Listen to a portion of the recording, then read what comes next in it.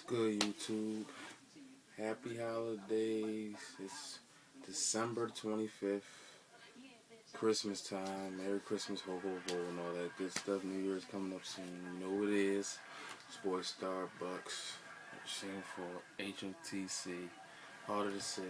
JJ Joint Junkie. I promised y'all a review of the shoe everybody's waiting for this whole damn year, the Concord 11. Sorry it took so damn long, but last 2 days been hectic.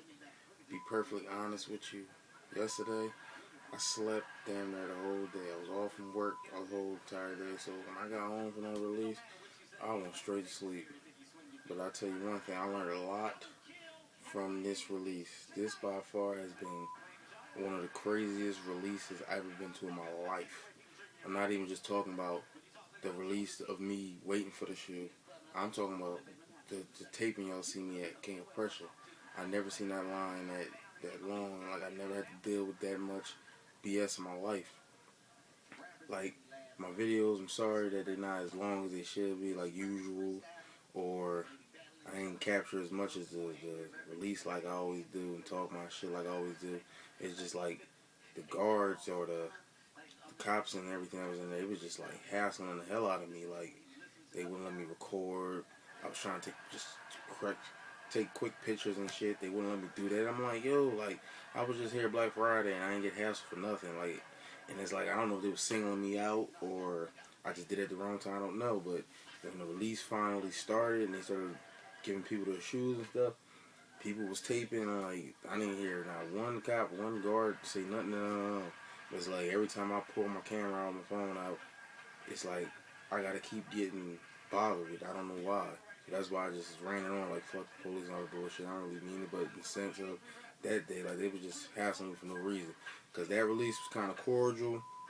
Everything went to plan like it should have been, and I was going to attempt to get in that line, but I wasn't sure of how many shoes they had, and I heard people in the beginning of the line was like there for 2 days camped out. Like, that is entirely too long. That is insane. So with that being said, after we left from King of Prussia, we headed straight over to Springfield Mall, finish line. I wasn't even going to camp out at, it was 12:30. They didn't open to 7. I wasn't going to camp out till about 3, 4 o'clock. But we just happened to be in the neighborhood, so I just stopped past and I said, told them to see if the door was open. And it was open, so I said, fuck it, we might as well wait now. At least we'll know we're in line for sure. And I just get my spot and fall asleep. Because I can sleep through that, just put my timer on.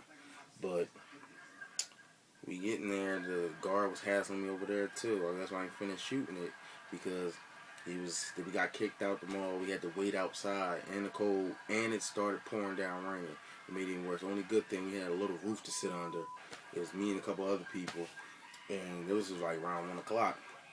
You know, I got to know a couple sneakerheads, a couple Jordan heads, whatever you want to call them. But the thing was, like, not too many people from out of town comes around my area where I live at. And I'm talking to know a couple people. One person was from Delaware, one person from Jersey, another person from New York, another person from Philly. I'm like, I never seen nobody from all these different cities come down into my little area of Chester, Pennsylvania, and little surrounding areas. Like, I've never seen that before, so it shocked me. So I got to know a couple people. Everything running smoothly, and it started pouring out more hard. And my car was parked around the back of the mall, so the guard wouldn't let me back in the mall to go to the other side to go get the car. So I had to literally run around the other side of the mall in the rain. Luckily, I had an extra pair of sneakers on. I don't have a sneaker on me right now. I'll show you later, but I had the Olympic 6s on. They call them the Big Seans, I guess. They got the green, the lime green, the royal blue, red, and yellow on the midsoles or whatever, and it's the whole shoe patent leather. And I switched those off when I seen it start pouring out raining, and I put my beaters on, my Aqua 8s. And the rain died down a little bit. When I got the car, whatever, came back around. Had my nephew with me, y'all saw, so I took him back home because I didn't want him to be in that mayhem. So, my cousin was still with me, tried to get him to go home. He didn't want to, he wanted to stay, so I'm not going to argue with him. But got a little bite to eat because I knew he was going to be out there for a while. I went and got my coat because all I had on was my hoodie. And my brother was still in line for me because he was getting sneakers too, so he helped spot for me. Came back, and they came with the idea to make a list. So we wrote everybody's names. I only had 14 shoes, and mostly the majority of everybody on the list all on different sides. So it was cool. Everything ran smoothly for. They said they was gonna open the mall back up to 6 o'clock, and it was 2 o'clock when they told us this. So we out there for all these hours just talking to know each other, and everything running smoothly, no problem, no nothing. They had one line on the left Foot Locker, they had one line on the right finish line. We was in finish line, like majority of everybody was flocking to Foot Locker because Foot Locker is the bigger company, so assume they have more shoes, and finish line have less. But come to find out, they had damn near the same amount. Foot Locker had 17, and Finish Line had 17 at one point, but I'm guessing the co-workers bought their own pairs, and they only had 14. So Foot Locker took the initiative to put on the wall all the sizes they had, so you wouldn't be asking them a million times what size they got, and keep trying to get your size. They showed on the wall, and they didn't have many in big feet. 113, 112, 211s, 210.5s, 310s, and all the way down was three pairs of each. So, with that being said, waited, and it was almost time to go in. It was about 5 o'clock, and that's when all hell broke loose. 5 o'clock, that's when the hood niggas showed up, like niggas from where I live at, or like from the gutter or whatever you want to call it, the ghetto or whatever, the hood niggas, like niggas that they don't give a fuck what time they come, they don't give a fuck about none of that structure. Yo, just don't be in their way and don't have their size, because you either gonna get fucked up or they gonna rob you from either way. Like, all I gotta say is, you know how to defend yourself. So basically, when I'm explaining this, I'm just saying it like this because of the simple fact that it was the majority of the line was white kids. It was about, including myself, 3 black dudes, and the other line is about 2. So that's when I noticed even more the times have changed. Like Jordans and a lot of other shoes and all this other stuff. It's not just urban fashion no more. It's not just like it's in the hoods and in the projects and all that shit. It's global, it's worldwide, because they outnumber us by numbers. So when the hood niggas came out, I'm looking at these white kids like they not gonna be prepared for this shit because they're not from around. I don't think they used to the way these niggas is. So boy who came with the list idea was telling them like, yo, we got a list. You want to get on it to be sure to get your shoe. You come over and sign it. And you know how the niggas is. They like, fuck that list. Nobody worrying about that list, nigga. And then that's when like niggas arguing. This one dude that made up the list, like he just said, if he don't give a fuck, I know if as long as he get his shoe, that's all he gotta say. He keep talking about this list all day, and I'm like, we all trying to tell him like, yeah, we understand what you're saying, but just be prepared. These niggas is gonna run and fuck about your list and none of that shit, man. I hope it go the way you say, but I'm just telling you, prepared. These niggas, he don't want to listen to none of us. Everybody want to knock this nigga the fuck out because he don't want to listen to nothing nobody got to say. But fuck it.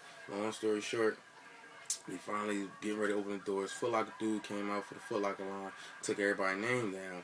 For some reason, when they come to the finish line, the guard didn't even bother to fucking like get the finish line dude or wait for them to come, or just like pins at one at a time. He was so scared he was gonna get fucked up or something.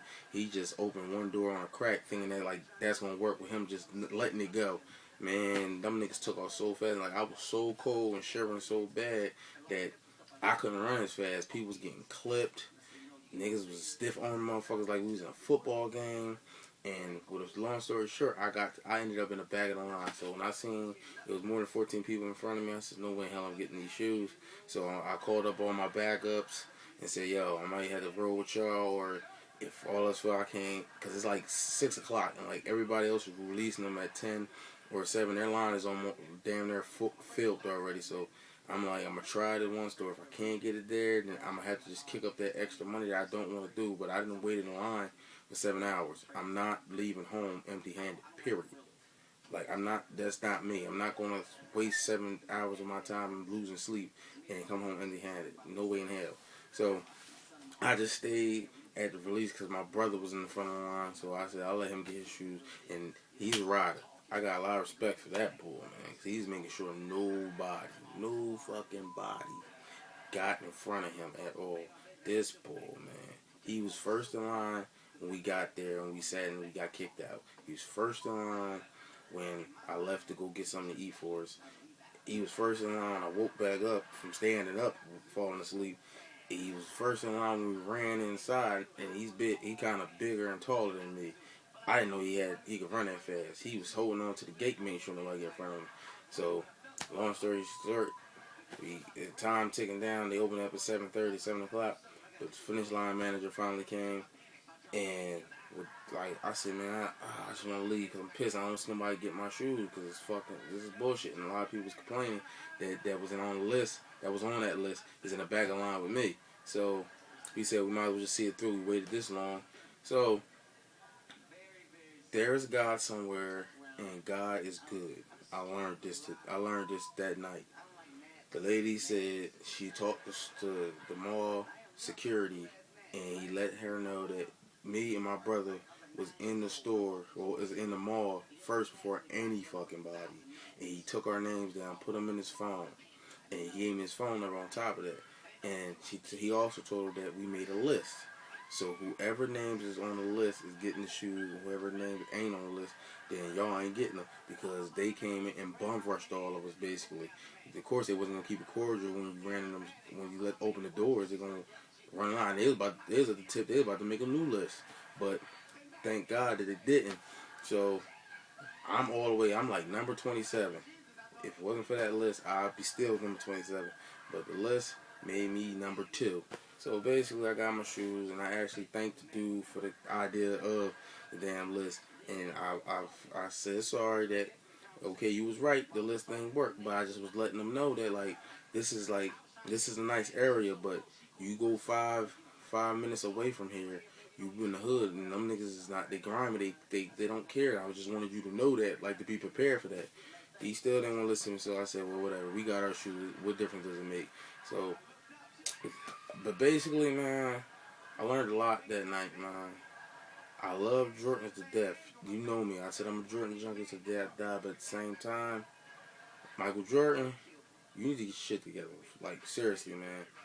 I heard somebody got killed, but I thank God it was a rumor and it wasn't true. But it could have happened because the shit I've been seeing on the news, World Star, Facebook, Twitter, all that shit is ridiculous, man. And honestly, I underestimated this shoe. I really didn't think this shoe would be that crazy. I mean, the cool gray was somewhat crazy, but in my area, it wasn't that bad. I never seen no shoe release like that with any shoe around my area, period. Like, after I got my shoe, my nephew dad called me and I was gonna go with him to go to Sneaker Villa because I thought I was gonna get him there, but he went to Sneaker Villa saying there was no lines. I said, I'm telling you, man, I done seen lines everywhere. You better be on your toes. And won't listen to me. Go up there 2 hours before and seen 60 people there. So my other secret location I always tell y'all about, they were selling them at 10. And he told me just go down there and hold the line for him. Held the line for him. And niggas was wilding out over there. I left to go home to be with my daughter. And come to find out, niggas was wilding out when we had 15 shoes. Everybody, a lot of people in the front didn't even get the shoes because the dude just let both doors open and niggas just flew in there. And a lot of people, my nephew, dad got his shoes and he was all the way in the back because people pushed him to the front. But I think I rambled on like always. I only rambled on like this because I didn't get to shoot it because I was too focused on getting my shoes. And on top of that, they kept telling me to turn it off. As you can see, I didn't get to really capture shit like I usually wanted to. So I'm gonna make a part 2 to this. And on that, I'm just gonna review the shoes and make the comparisons to the cool grade. And I probably shoot a video of all the pickups I done got this year. But rate, comment, subscribe, all that good shit. And I'll be right back.